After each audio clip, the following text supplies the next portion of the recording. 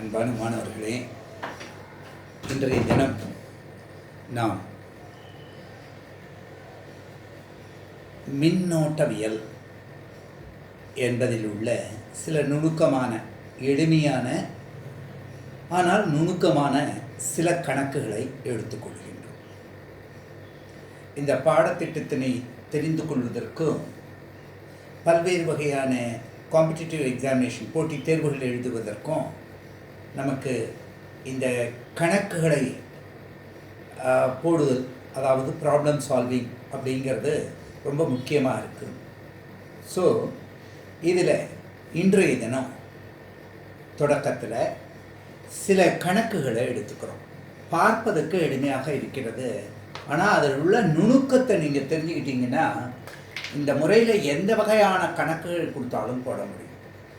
உங்களுக்கு நான் இந்த தொடர்ச்சியாக சொல்லி வருவது என்ன அப்படின்னா, கருத்தாக்கம் தெரிந்து நாம் படித்து வர ஆரம்பித்தால் எந்த ஒரு கேள்வியும் நாம் பார்த்த உடனேயே அவுட் ஆஃப் பாக்ஸ் திங்கிங் என்பது படி அதில் கொடுக்கப்பட்ட டேட்டா என்ன, அது என்ன கண்டுபிடிக்க வேண்டும் என்பதனை எடுத்துக்கொள்ள முடியும்.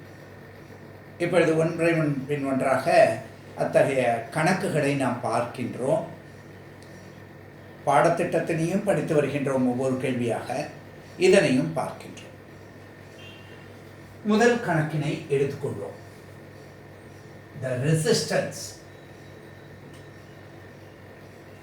அதாவது மின்தடை of a wire, ஒரு கம்பியினுடைய மின்தடை மதிப்பு 20 ஓம்.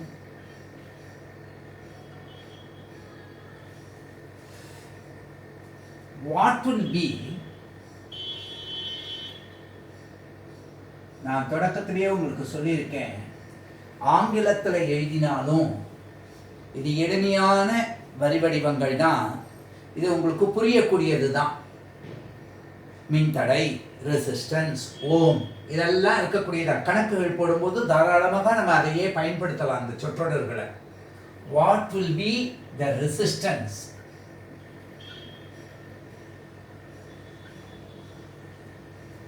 If it is stretched, நீட்டப்படுகின்றது. If it is stretched uniformly, சீராக, uniformly,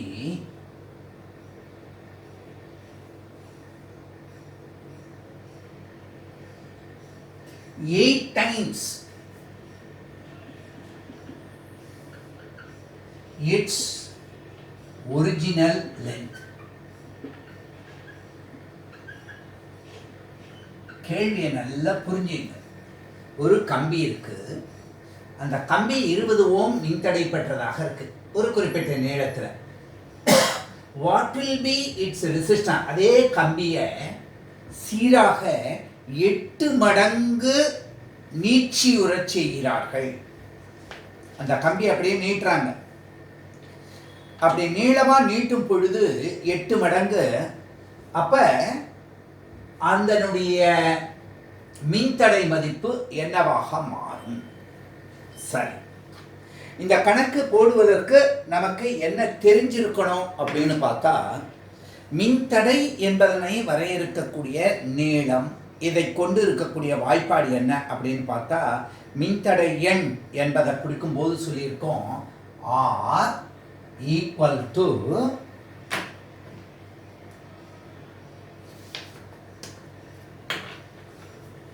R equal to rho into L by A என்ற வாய்ப்பாடு நமக்கு தெரியும். இந்த வாய்ப்பாடு நமக்கு பயன்பட போகுது. கணக்கை படித்த உடனே ஸ்டெப் பை ஸ்டெப் அதைத்தான் புரிஞ்சுக்கிறோம் இங்கே.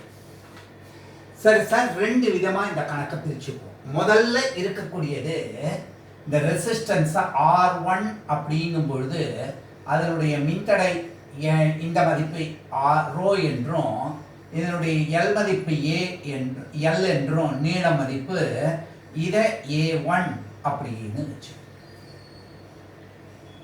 L1 வச்சாலும் சரி, Lன்னு வச்சாலும் சரி. முதல்ல எடுத்திருக்கிற நீளத்தை எல் அப்படின்னு எடுத்திருக்கோம். சரி, இப்ப R2 என்பது என்னவா இருந்திருக்குன்னா அதே பொருள், அதனால எது மாறாது, இந்த ரோ என்பது மாறாது, நீளம் என்ன ஆறுது, L2 என்று ஆறுது. ஆனா L2 மதிப்பு என்னன்னு சொல்லியிருக்கான், 8 டைம்ஸ் L அப்படின்னு சொல்லியிருக்கான். அப்ப இந்த மதிப்பை டிவைடட் பை அதனுடைய பரப்பு, ஏன்னா ஒரு கம்பி நீட்டும் போது என்னுடைய குறுக்கு பரப்பும் குறையும், அது A2 என்று ஆகின்றது. அப்ப இந்த மதிப்பை என்னன்னு எழுதலாம், rho into 8 times L divided by A2 என்று எழுதலாம். இப்ப இது ஒரு வாய்ப்பாடு கிடைச்சிருக்கு. முதல்ல இருந்தது இந்த 8 மடங்கு நீட்சி அடைந்த பிறகு இருக்கக்கூடியது இந்த வாய்ப்பாடா இருக்கு. இதை சமன்பாடு 1ன்னு வச்சுக்கிறோம், இதை சமன்பாடு 2ன்னு வச்சுக்கிறோம். இப்படி கொஞ்சம் பொறுமையா போடுங்க. இந்த கணக்கு போடும்போது அணுகுமுறை தான் ரொம்ப முக்கியம். சரி சார், இப்படி இருக்கும்போது எந்த ஒரு குறிப்பு நம்ம மனதுல தெளிவாக பதுங்கியிருக்கணும் அப்படின்னு கேட்டா நல்ல ஞாபகம் வச்சுங்க. தோ the length is stretched, நீட்டப்பட்டாலும் volume remains the same.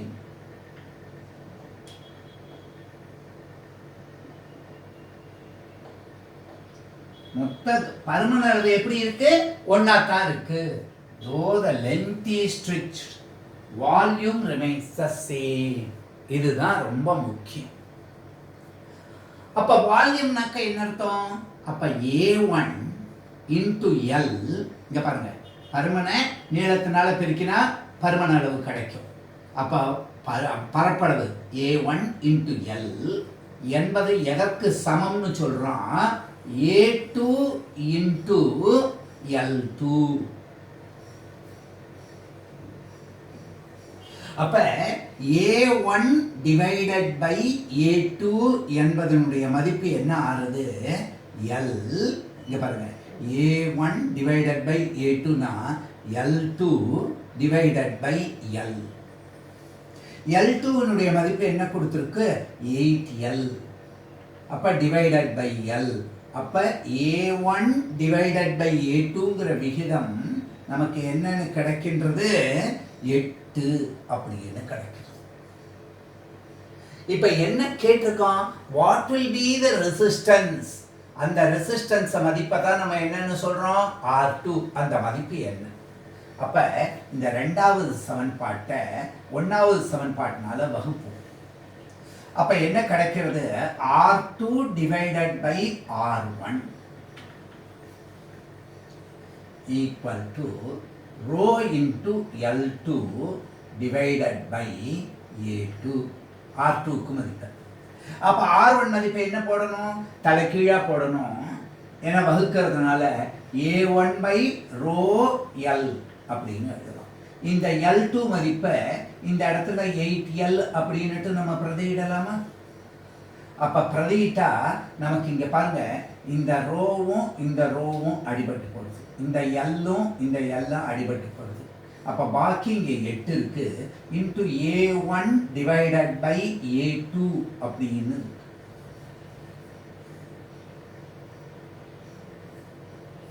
அப்ப இந்த A1 divided by A2 மதிப்பை நம்ம என்னன்னு கண்டுபிடிச்சுக்கோம், 8.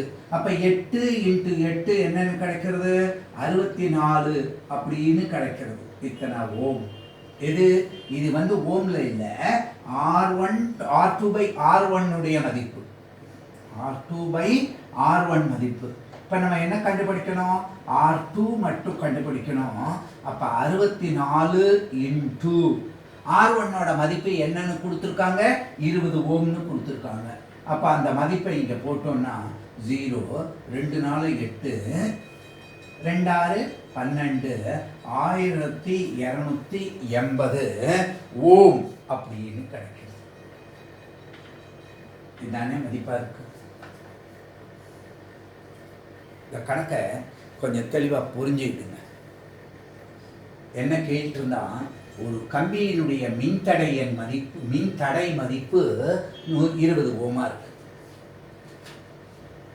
அதை சீராக 8 மடங்கு, if it is uniformly stretched 8 times its original length, L என்பது ஒரிஜினல் லென்த்தா இருந்தா 8L மாறுறது.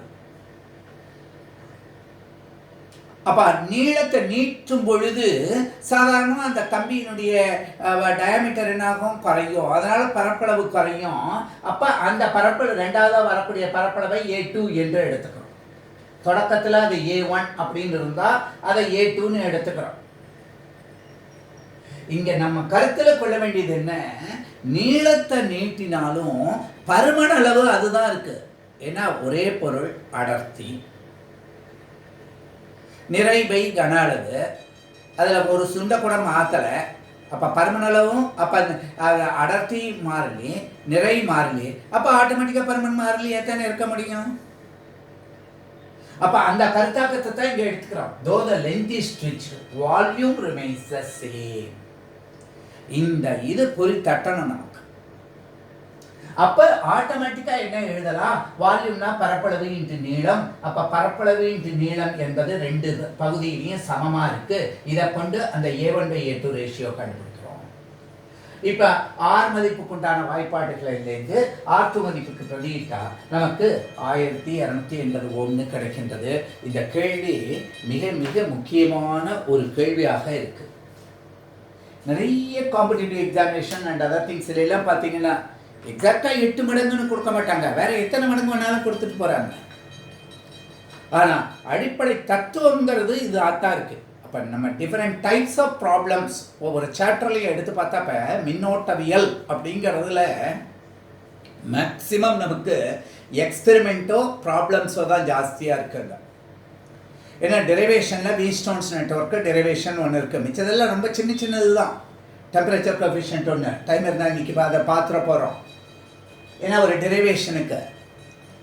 அப்போ இந்த தன்மைகளை இது இது ரொம்ப முக்கியமானதாக இருக்குது. சரி, அடுத்த கணக்கு ஒன்று பார்ப்போம்.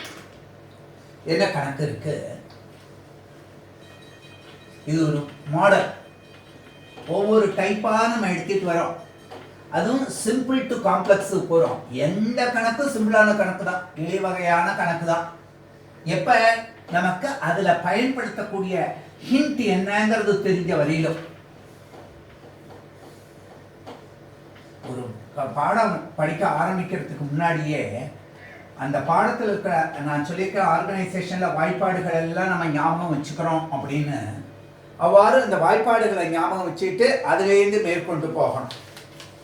இப்போ இதுலேயே மற்றொரு கணக்கு கொடுக்குறாங்க, எலக்ட்ரிக் பவர். அதை ஒட்டி வரக்கூடிய ஒரு கணக்கு.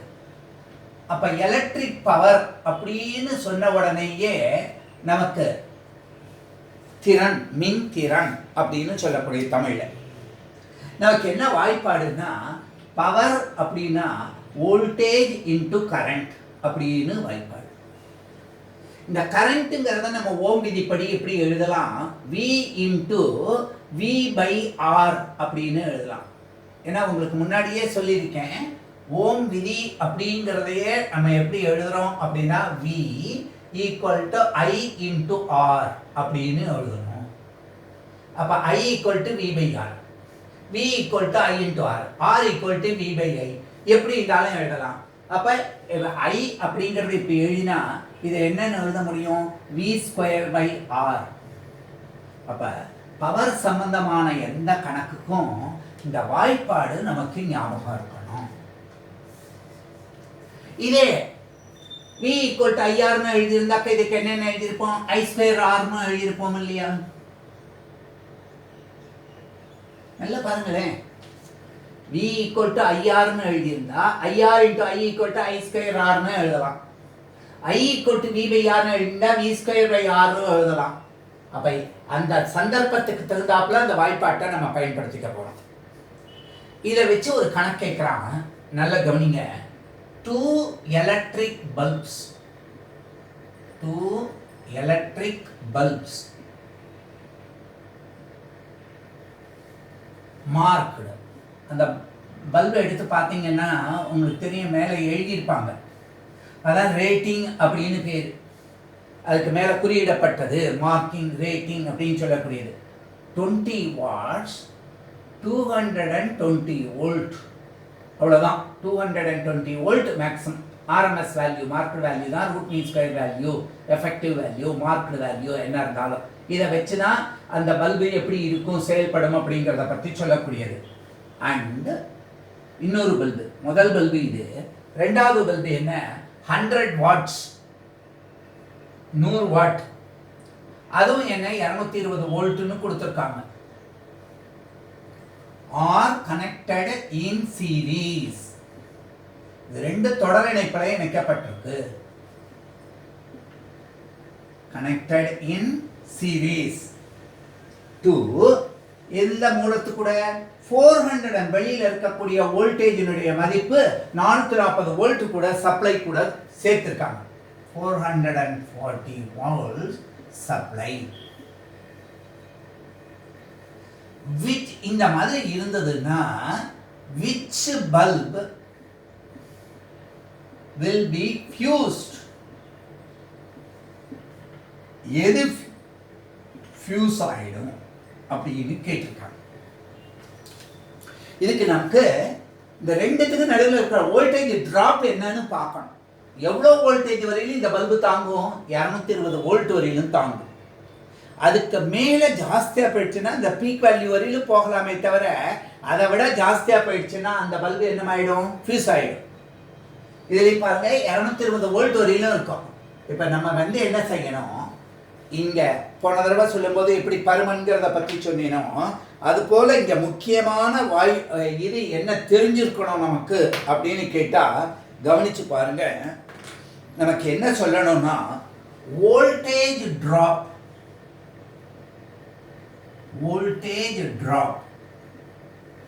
across each bulb to be found.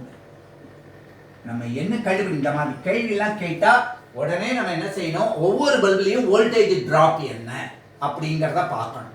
ஒரு சிம்பிள், சரி சார் வோல்டேஜ் டிராப் அப்படிங்கிறதுக்கு நம்ம எப்படி அதை கண்டுபிடிக்கலாம் போடுவோம். ஒரு சர்க்யூட்டா பார்த்தோம்னா இங்க பாருங்க, இந்த இடத்துக்கிட்ட இந்த பல்பு இப்படி இருக்கு, இது இந்த பல்பு இப்படி இருக்கு.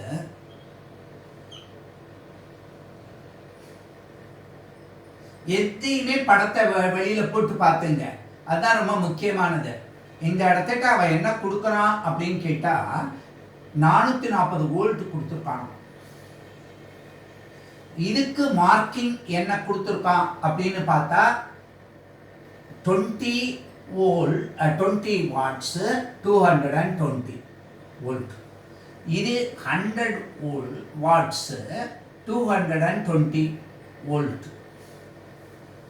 அப்ப இந்த செட்ல இதுக்கு ஒரு R1 மதிப்பு இருக்கும், இதுக்கு ஒரு R2 மதிப்பு இருக்கும், இதுக்கு ஒரு மின்தடை இருக்கும், இதுக்கு ஒரு மின்தடை. எந்த ஒரு மின் சுற்றுனாலும் முதல்ல மின் சுற்றை கவனிங்க, படிப்படியா போடுவோம் பயப்படாம.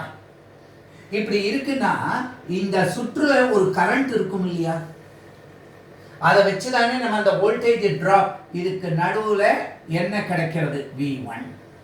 இதுக்கு நடுவுல என்ன கிடைக்கிறது, V2. இந்த வோல்டேஜ் டிராப் தான் பொட்டன்ஷியல் டிஃபரன்ஸ் ஒவ்வொரு இடத்துலையும் வரக்கூடியது. இந்த ரெண்டு பொட்டன்ஷியல் டிஃபரன்ஸையும் கூட்டினா என்னத்துக்கு சமமா இருக்கணும், 440 வோல்ட்டுக்கு சமமா இருக்கணும். இதுதான். அப்ப நம்ம எப்படி சார் இதை கண்டுபிடிக்கலாம், இங்க இருக்கக்கூடிய வாய்ப்பாடு படி பவர் அப்படிங்கிறது கொடுத்துருக்கான். பவர் ஈக்குவல் டு V²/R அப்படிங்கிறது இருந்தால் வோல்டேஜ் இருக்கு. அப்ப இந்த ரெசிஸ்டன்ஸ் மதிப்பை கண்டுபிடிக்கலாம். therefore R equal to V²/P அப்படின்னு எடுக்கலாமா கூடாது? இதுதான் நமக்கு கிடைச்சிருக்கு. அப்ப இந்த R1 மதிப்பை முதல்ல கண்டுபிடிக்கலாம். அப்ப R1 மதிப்பு என்ன அப்படின்னு கேட்டா for 20 watts 220 volt bulb,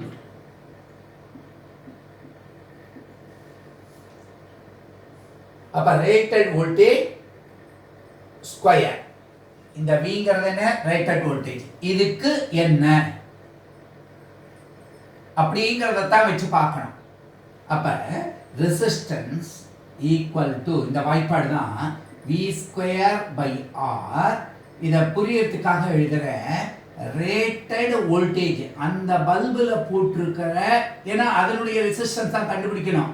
அப்ப rated voltage square divided by rated power.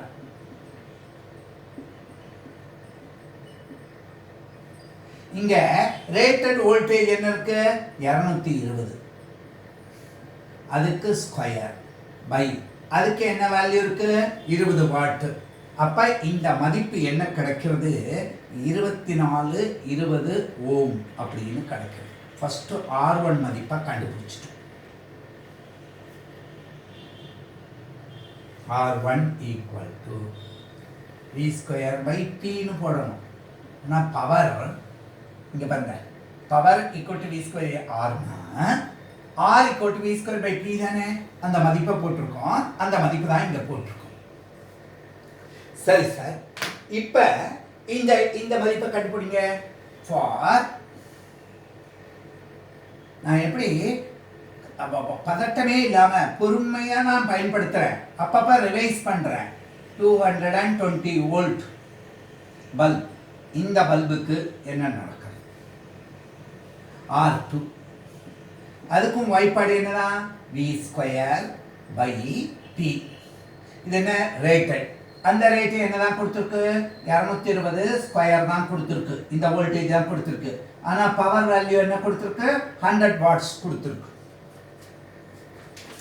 Power value என்ன கொடுத்துருக்கு 100 வாட்ஸ். அப்ப இந்த மதிப்பு என்ன கிடைக்கிறது நமக்கு அப்படின்னா 484 ஓம் அப்படின்னு கிடைக்கும். இது R2 மதிப்பு.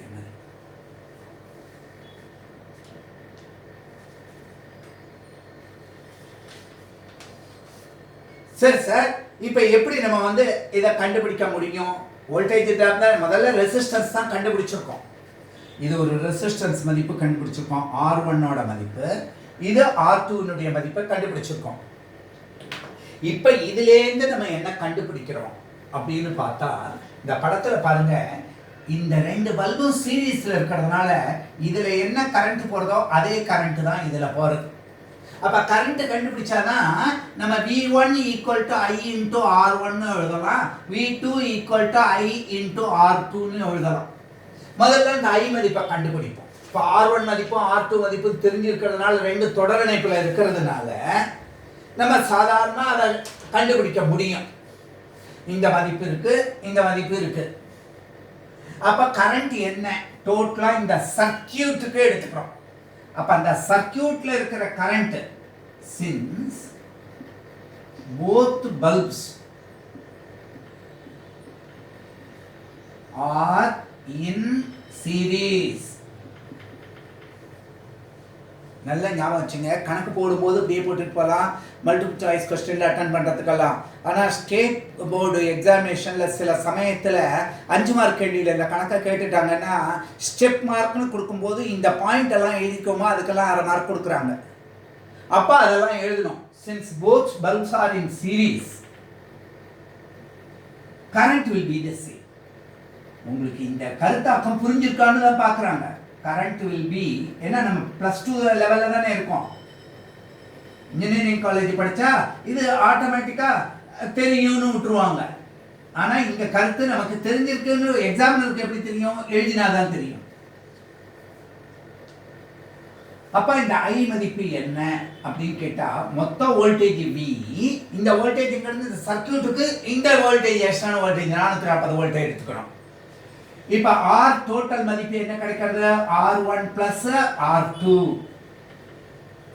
தொடர் இணைப்புல.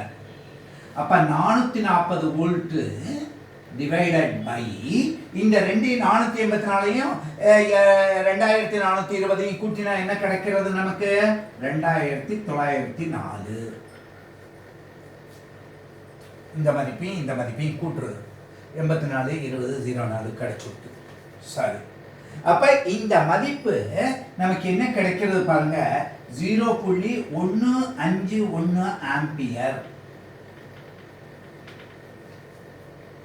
அப்ப V1 ஓட மதிப்பு என்ன சார் அப்படின்னு கேட்டா இந்த I மதிப்பை R1 ஆல பெருக்கணும்.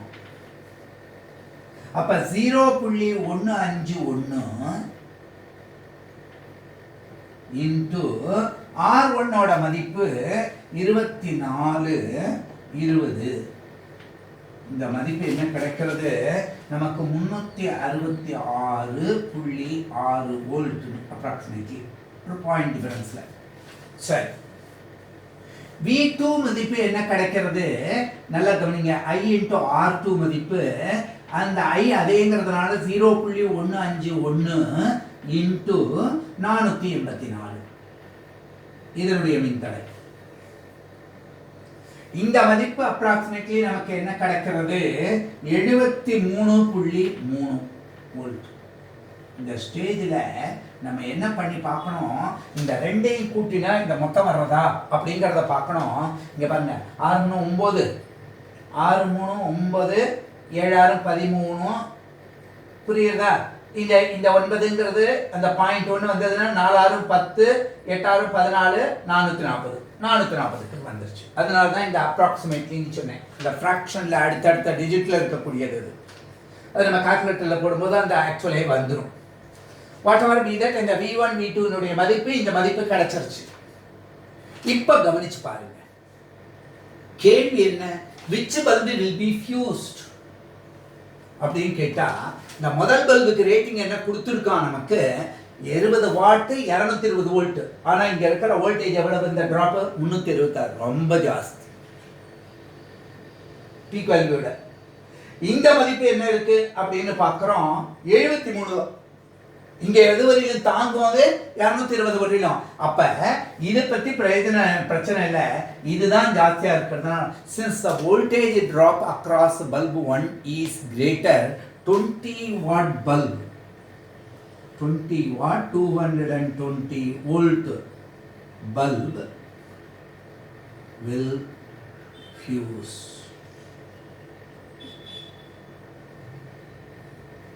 இதுதான் நமக்கு ஆன்சர்.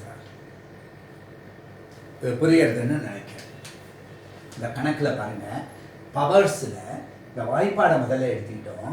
இந்த கணக்கை நம்ம எப்படி எடுக்கிறோம்னா, முதல்ல நம்ம இந்த மாதிரியான கணக்குகளுக்கு ஃபியூஸ் ஆகிடும் அப்படின்னு கேட்டால் முதல்ல வோல்டேஜ் கண்டுபிடிக்கணும்.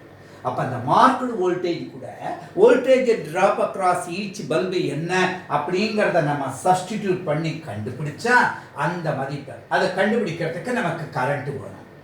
எந்த இடத்துல இந்த மார்க்கிங் வோல்டேஜை வச்சு ரெசிஸ்டன்ஸ் கண்டுபிடிக்கிறோம், அதுக்கு அடுத்தது எக்ஸ்டர்னல் வோல்டேஜை வச்சு கரண்ட் கண்டுபிடிக்கிறோம். இந்த சீக்வன்ஸை இந்த கணக்கில் நீங்கள் தெளிவாக புரிஞ்சுக்க முடியும். இது ஒரு நல்ல மாடல். இந்த மாடலை நீங்கள் ஞாபகம் வச்சுது. அப்போ இந்த பல்பு இது கூட இதுக்கு இந்த மாதிரி இன்ஸ்ட்ருமெண்ட்ஸ் எல்லாம் கொடுத்தா பல்புன்னு சொல்லாமல் அயன் பாக்ஸ்ன்னு சொல்லலாம். ஒரு பல்பு இருக்குது, ஒரு அயன் பாக்ஸ் இருக்குது, ஹீட்டர் இருக்குதுன்னு சொல்லலாம். என்ன வேணாலும் சொல்லிட்டு போகிறாங்க. எதாக இருந்தாலும் பவர் தானே, வோல்டேஜ் கரண்ட் ரெசிஸ்டன்ஸ் தானே. அதை ஞாபகம் வச்சுட்டா இதெல்லாம் சுலபமாக போட முடியும். இந்த கணக்கு தெளிவாக புரியும்னு நினைக்கிறேன். சரி, இதுக்கு அடுத்த கணக்கை பாருங்க. ஒவ்வொன்றும் எளிமையிலேருந்து ஒவ்வொரு சின்ன பகுதிகளையும் புரிஞ்சுக்கிறாப்புல தான் இந்த கணக்குகள்லாம் நம்ம போட்டுட்டு வரோம். என்னுடைய கன்சர்னே மெயினாக இங்கிலீஷ் மீடியம் படிக்கிற பையங்களுக்கு நிறைய மீடியாவில் கிடைக்கிற சோர்சஸ் கிடைக்கிறது. தமிழ் மீடியம் படிக்கிற கிராமப்புற மாணவர்களுக்கு எளிமையாக இருக்கணும் அப்படிங்கிறதுக்காகத்தான் இந்த வீடியோ தொகுப்புகள் எல்லாமே நான் கொடுத்துட்டு வந்துட்டு இருக்கேன். அதை நீங்கள் புரிஞ்சுக்கிட்டீங்கன்னா ஈஸியாக தெரிஞ்சுக்கலாம். சரி சார், இதுக்கு அடுத்து ஒரு எளிமையான ஒரு கணக்கு. இந்த சுற்றுகளில் கணக்குகள் போட்டு சிலதெல்லாம் கேட்குறாங்க. Calculate the current that flows in the 1 ohm resistance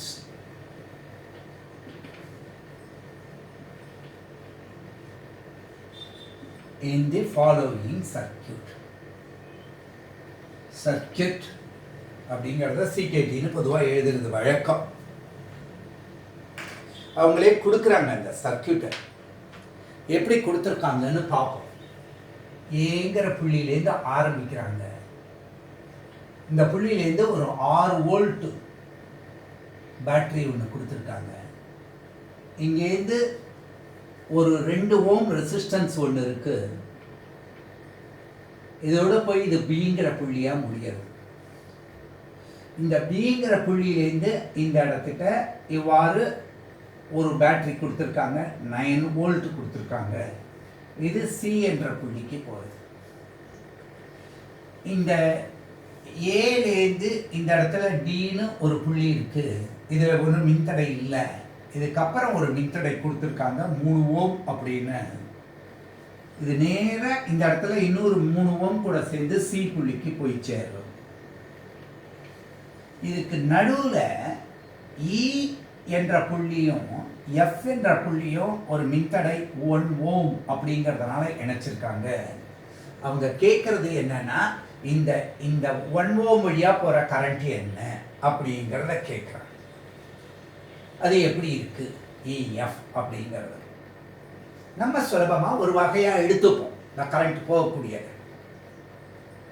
இப்போ இந்த ஸ்ட்ரக்சர் உங்களுக்கு நல்லா புரிஞ்சிருக்குன்னு நினைக்கிறேன். இதுதான் கணக்கு. சரி, இப்போ இதில் போகிற கரண்ட்டை நம்ம தான் இப்போ எடுத்துக்கணும். எப்படி எடுத்துக்கிறோம்னு பார்ப்போம். இப்போ இங்கேருந்து கிளம்புறது கரண்ட். இப்படி வர்ற கரண்ட்டு நம்ம என்ன சொல்கிறோம், இந்த இடத்துக்கு I1ங்கிற கரண்ட்டாக போகணும். இது வழியாக I2ங்கிற கரண்ட்டு போகிறதா எடுத்து வைப்போம். அப்போ 9 வோல்ட் இருக்கு. இது அப்படியே நேரடியாக இது கூட சேரும்பொழுது ஒரே தொடரில் தான் இருக்கு. இந்த ப்ளஸ்ஸு இது மைனஸ் கூட இருக்கும்போது ஒரு அடுக்காக தான் வர்றது. அதை பற்றி நம்ம கவலை இல்லை. அந்த சமயத்தில் இங்கே வரக்கூடிய கரண்ட் என்னவா இருக்கும், I1 மைனஸ் I2. இந்த I1ங்கிற கரண்ட்டில் I2ங்கிற கரண்ட் போயிடுச்சுன்னா பாக்கி இங்கே என்ன கிடைக்கும், I1 மைனஸ் I2. அந்த I1 மைனஸ் I2ங்கிற கரண்ட் தான் இது வழியாக போகிறது. இப்படி போகக்கூடிய கரண்ட்டு தான் இந்த டைரக்ஷனில் போகிறது. எப்பொழுதுமே கரண்ட்டோட டைரக்ஷன் இந்த பெரிய கோடாக இருக்கிற பாசிட்டிவ், இது நெகட்டிவ், இது பாசிட்டிவ் நெகட்டிவ்னா இந்த டைரக்ஷனை வச்சு ஒரு கன்வென்ஷன் கொண்டு போங்க. நீங்கள் வேற ஒன்றும் மாற்றிக்க வேண்டாம். சைன் கன்வென்ஷன்லாம் பயப்பட வேண்டாம். எடுத்துப்போம். என்ன மதிப்பு வருதுன்னு பார்ப்போம். ப்ளஸ்ஸா மைனஸான்னு வந்தால் மைனஸ் வந்தால் எதிர்த்து போகிறதுன்னு எடுத்துக்க போகிறோம். அவ்வளோதான் வேல்யூ கண்டுபிடிக்கும் பொழுது. ஒன்றும் கவலைப்பட வேண்டாம். சரி சார், அப்போ இங்கே என்ன கரண்ட் போகும்னா பாருங்களேன். இங்கே என்ன இருக்குன்னு சொன்னேன், I1 மைனஸ் I2ங்கிற கரண்ட்டு வர்றது. இதே கரண்ட் தானே, இங்கே ஒன்றும் மின்தடை இல்லையே. சரி, இது இந்த புள்ளிக்கு வந்த உடனே இங்கே I2ங்கிற கரண்ட் வருது. இங்கே I1 மைனஸ் I2ங்கிற கரண்ட் போச்சு. அப்போ இதில் வரக்கூடிய கரண்ட் என்னவா இருக்கும், I1 தானே இருக்கும். அப்போ I1 கிளம்பி I1 முடியாது, ஒரு சுற்றுல முடியாது. இந்த படம் உங்களுக்கு புரிஞ்சிருக்கும்னு நினைக்கிறேன். இப்போ இந்த I2ங்கிற கரண்ட் இந்த டைரக்ஷனில் போகிறது. இந்த இடத்துக்கு I1ங்கிற கரண்ட்டு இந்த டைரக்ஷனில் போகிறது. இது இந்த டைரக்ஷனில் போகிறது. இது இந்த டைரக்ஷனில் போகிறது.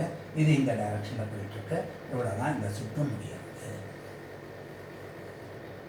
ஒரு கணக்கு கொடுத்தா பதட்டப்படாமல் நீங்கள் அந்த கணக்கை அணுகுங்க. அணுகும்போது என்ன நடக்கிறதுன்னு பார்க்கலாம். நீங்கள் இப்போ நம்ம எப்படி கண்டுபிடிக்கலாம் சார், நமக்கு தேவையான I2 மதிப்பு கண்டுபிடிப்போம். அதுக்கு முதல்ல மூடிய சுற்றை பார்ப்போம். கிர்ச்சாஃப்னுடைய வோல்டேஜ் ரூல் என்ன சொல்றது, ஒரு மூடிய சுற்றில் உள்ள மின்னோட்டங்களையும் மின்தடைகளையும் பெருக்கி வருகின்ற குறியியல் கூட்டுத்தொகையானது the algebraic sum of the products of the current and resistance taken in the closed path is equal to the total EMF included in that. மின்னோட்டங்களையும் மின்தடைகளையும் பெருக்கி வருகின்ற பெருக்கற் பலன்களின் குறியியல் கூட்டுத்தொகைனாக்கா அப்படியே கூட்டுறது. குறியியல் கூட்டுத்தொகைனா இந்த டைரக்ஷனை வச்சு கூட்டுறது. நம்ம எடுத்த டைரக்ஷனில் அப்படியே கூட்டிகிட்டு போகிறது. அதுக்கு எதிர் திசையில் போச்சுன்னா மைனஸ் போட்டுக்கிறது. அதுதான் அல்ஜிப்ரிக் சம். அல்ஜிப்ரானா ப்ளஸ் மைனஸ் போட்டு பண்ணுறதுன்னு அர்த்தம். அல்ஜிப்ரிக் சம் அப்படின்னா குறியியல் கூட்டுத்தொகை. சரி, அப்போ அந்த அமைப்பு ஒவ்வொரு சுற்றிலையும் இருக்கக்கூடிய அந்த அமைப்புக்கு இங்கே முதல்ல ஒரு சுற்றை எடுத்துக்கிறோம். என்ன சுற்றை எடுத்துக்கிறோம் அப்படின்னு பார்த்தா மூடிய சுற்று. மூடிய சுற்று. என்ன மூடிய சுற்று? என்ன சுற்று? பாருங்க, இ இதை எடுத்துப்போம். இ எஃப் இதே ஆர்டர்ல பார்க்கணும். C B E E F C B E. சரி, இந்த சுற்றுல மொத்தம் மின்னழுத்த வேறுபாடு இருக்கா? இருக்கு. எவ்வளவு இருக்கு? 9 இருக்கு. சரி, இது எதுக்கு சமம்? இந்த இ எஃப்ங்கிற பாதையில மின்தடை இருக்கா? மின்னோட்டம் இருக்கா அதே டைரக்ஷன்ல? ஆமா. I2 into 1. சரி, பிளஸ் எஃப்ல இருந்து சிக்கு கரண்ட் இருக்கா? எழுத்து இருந்ததுன்னா மைனஸ் போடணும். இதே டைரக்ஷன்ல இருக்கிறதுனால பிளஸ் போடுறோம். அப்ப குறியல் கொடுத்தாங்க. இங்க என்ன கரண்ட் இருக்கு? I1 into 3. சரி, அடுத்தது இந்த சுற்றுல பி போய் இ போறதுக்கு அதே டைரக்ஷன்ல இருக்கா? ஆமா. அப்ப பிளஸ் இங்க என்ன கரண்ட் இருக்கு? I1 into 2 equal. அப்ப இங்க பாருங்க, 2I1 3I1 அப்ப 5I1 plus I2. இவ்வளவுதானே, ரொம்ப சிம்பிளா இருக்கு. ஈக்குவல் டு என்னன்னு கிடைச்சிருக்கு? 9. இப்படி ஒரு வாய்ப்பாடு கிடைச்சிருக்கு. சரி சார், இதே மாதிரி அடுத்த ஒரு சர்க்யூட்டை பார்க்கலாமே நம்ம. இ ஏ டி எஃப் இ இப்படி ஒரு மூடிய சுற்றை பார்க்கலாம் இல்லையா? அப்ப க்ளோஸ்டு பாத். ஒரு தடவை மூடிய சுற்றுன்னு தமிழ் எழுதிட்டேன், இந்த தடவை க்ளோஸ்டு பாத்துன்னு எழுதுறேன். புரிஞ்சுங்க. அது என்ன? இ ஏ டி எஃப் இ. இந்த சுற்றுல பார்க்கணும். இப்போ இதே டைரக்ஷன்ல இருக்கிறதுல நான் என்னென்ன எழுத முடியும் அப்படின்னு பார்த்தா, இந்த இடத்துக்கிட்ட வோல்டேஜ் தான் இருக்கு. அப்ப மொத்த வோல்டேஜ் என்ன கொடுத்துருக்கு? 6ன்னு கொடுத்துருக்கு. இங்க மின்தடை இருக்கா? இருக்கு. டிலேருந்து எஃப்க்கு, டிலேருந்து எஃப்க்கு இருக்கு.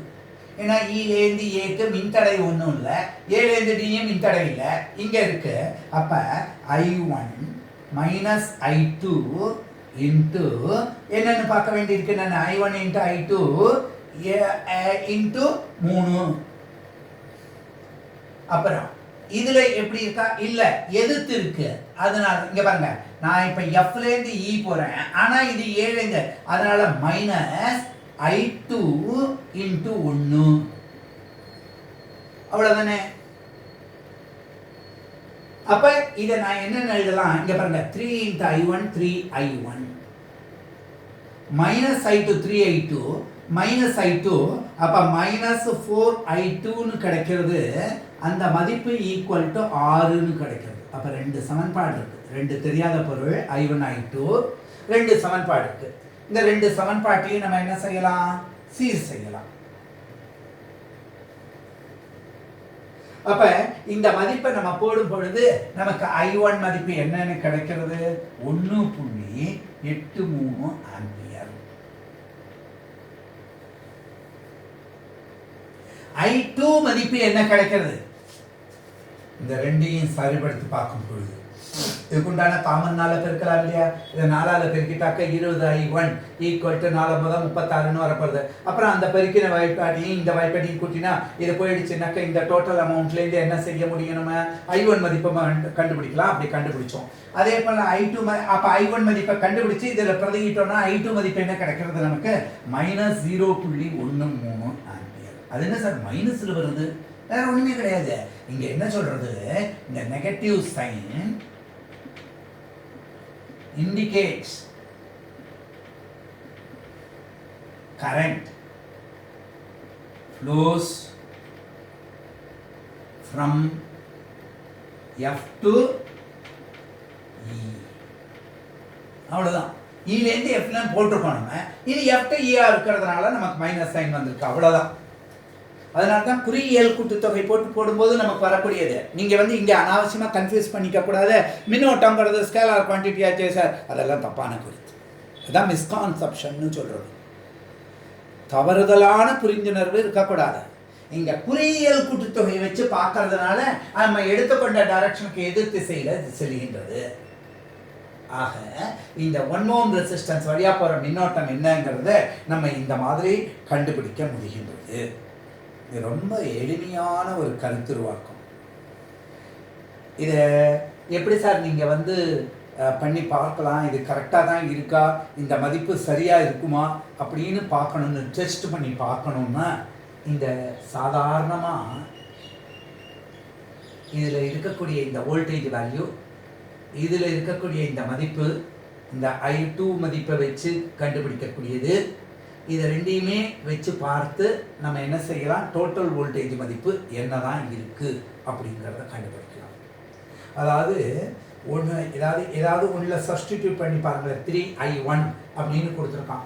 அப்போ 3I1 அப்படின்னாக்க 1.83 எண் மதிப்பை மட்டும் வச்சுங்க. 1.83 × 3 அப்படின்னு எடுத்துக்கிட்டா இந்த மதிப்பு 5.49ன்னு கிடைக்கிறது. சரி, இந்த எண் மதிப்பு என்ன கிடைச்சிருக்கு, 0.13 இன்ட்டு எதில் நம்ம போடுறோம், இந்த மதிப்பில் போடுறோம். இதுக்கு மைனஸ் கொடுத்துருக்கோம், அது மைனஸை விட்டுருங்க. இப்போ இதை மட்டும் பெருக்குங்க, 4ஆல் பெருக்கினா இந்த மதிப்பு என்ன கிடைக்கிறது, 0.52ன்னு கிடைக்கிறது. சரி சார், இப்போ இந்த மதிப்பு கூட மைனஸ் ஆஃப் மைனஸ்ன்னு போடும்பொழுது என்ன ஆகின்றது அப்படின்னு பார்த்தா, இந்த I2க்கு மைனஸ் போட்டிருக்கேன் இல்லையா, அந்த மைனஸ் கூட இந்த மைனஸ் கொடுத்தாக்க 5.49யும் மைனஸ் ஆஃப் மைனஸ் ப்ளஸ்னா 0.52ங்கிறதையும் கூட்டினா 6.01 அப்படின்னா 6ங்கிறதானே, தானே அப்ராக்சிமேஷனில் தானே சொல்லியிருக்கோம் இந்த மதிப்பில். அப்போ 6ங்கிற இந்த சமன்பாடு சரியாக வர்றதுங்கிறத பார்க்குறோம் இல்லையா. இது செக் பண்ணுறதுக்காக சொல்லக்கூடியது, அவ்வளோதான். ஆக இன்றைய தினம் நம்ம தொடக்கத்தில் 3 எளிமையான ஆனால் மிக முக்கியமான கணக்குகளை எடுத்தோம். பார்ப்பதற்கு எளிமையாக இருந்தாலும் நமக்கு இந்த வகையில் இவற்றுடைய அமைப்பு இதுதான் நம்ம திருப்பி சொல்கிறோம். கணக்குகள் அப்படிங்கிறது நம்ம மனது தொட்டனைத்து ஊறும் மணற்கேணி மாந்தர்க்கு கற்றழைத்து ஊறும் அறிவு. அப்போ கல்விங்கிறது ஒன்று, அறிவுங்கிறது ஒன்று. இதை நம்ம தனியாக புரிஞ்சுக்கணும். எஜுகேஷனுங்கிறது வேற, இன்டெலிஜென்ஸுங்கிறது வேற, இன்டலெக்சுவல் நேச்சருங்கிறது வேற, விஸ்டம் அப்படிங்கிறது வேற. அப்போ இதை தீர பகுத்தாய்ந்து வைக்கும் பொழுது தான் இது பூரா எப்போ வரும், மனது சமநிலையில் இருக்கணும். படிக்கும் பொழுது அந்த கருத்துக்களை நன்றாக தெரிந்து படித்தோம்னா, இப்போ இதில் கிர்ச்சாஃப் விதிகள் அப்படி இப்படி தனியாக எடுத்துக்கிறோம். நமக்கு 2 விதி தான் இருக்கு. ஒரு சந்தியில் சந்திக்கக்கூடிய மின்னோட்டங்களின் குறியியல் கூட்டுத்தொகை சுழியாகும். The algebraic sum of the currents at any junction equal to 0 அப்படின்னா என்ன சார் அர்த்தம் அப்படின்னு கேட்டால், அந்த சந்தியை நோக்கி வருகின்ற மின்னோட்டங்களின் கூட்டுத்தொகையும் அதை விட்டு விலகிச் செல்கின்ற மின்னோட்டங்களின் கூட்டுத்தொகையும் சமம். வெளியில் போகிறதுங்கிறத மைனஸ்னும் உள்ளே வரத ப்ளஸ்ன்னு சொன்னால் அந்த ப்ளஸ் மைனஸ் கொடுத்து கூட்டுறது குறியியல் கூட்டுத்தொகை. இது என்ன விதியிலேருந்து கிடைச்சது, மின்னூட்ட அழிவின்மை விதி, law of conservation of charges. மின்னூட்டங்கள் அழியாது. சரி, ரெண்டாவது என்ன, எனர்ஜி கன்சர்வேஷன். எனர்ஜினா என்ன, வோல்டேஜையும் கரண்ட்டையும் பெருக்கிறது தானே, பவர் தானே, வேலை எல்லாத்துக்கும் அதுதானே ஆற்றல். அப்போ ஆற்றல் அழிவின்மை விதிப்படி 2வது விதி. இதை KVRன்னு சொல்கிறோம் 2வது விதியை. முதல்ல KCR என்று சொல்கிறோம். Kirchhoff current law, Kirchhoff voltage law. எந்த ஒரு மூடிய சுற்றில் இருக்கக்கூடிய மின்னோட்டங்களையும் மின்தடைகளையும் பெருக்கி வருகின்ற பெருக்கற்பலன்களின் குறியியல் கூட்டுத்தொகை அந்த மூடிய சுற்றில் உள்ள மொத்த மின்னழுத்த வேறுபாட்டிற்கு EMFக்கு சமம். இந்த குறியியல் கூட்டுத்தொகை தான். ஒரு பேட்டரி இல்லாமல் இங்கே 2 3 இருந்ததுனாலும் அந்த குறியியல் கூட்டுத்தொகை தான் போட்டு பார்க்க போகிறோம்.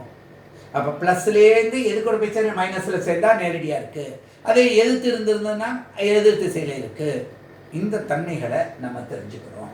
இதுக்காகத்தான் எளிமையான வடிவத்தில் 2-3 கணக்குகளை பார்த்தோம். அடுத்தடுத்த அமைப்புகளையும் சில கணக்குகள் எல்லாம் போட்டு முதல்ல நம்ம மனசில் கணக்குகள் போடுறது ஈஸி, அதுக்கு மனப்பாடம் பண்ண தேவையில்லை. கான்செப்ட் புரிஞ்சால் போதும், எந்த சமயத்தில் பரீட்சை சொன்னாலும் டக்குன்னு எழுத முடியும். அது கிளாஸ் வகுப்பு தேர்வாக இருந்தாலும், பருவத் தேர்வாக இருந்தாலும், மிட்டம் ஆஃபடின்னு இருந்தாலும், பொது தேர்வாக இருந்தாலும் அதில் கவலைப்பட வேண்டாம். இந்த மைண்டை உங்களுக்கு ப்ரிப்பேர் பண்ணுறதுக்கு தான் இந்த எக்ஸசைஸ் எல்லாம் நான் கொடுத்துட்டு வரேன். அடுத்து தொடர்ச்சியாக பார்ப்போம். நன்றி.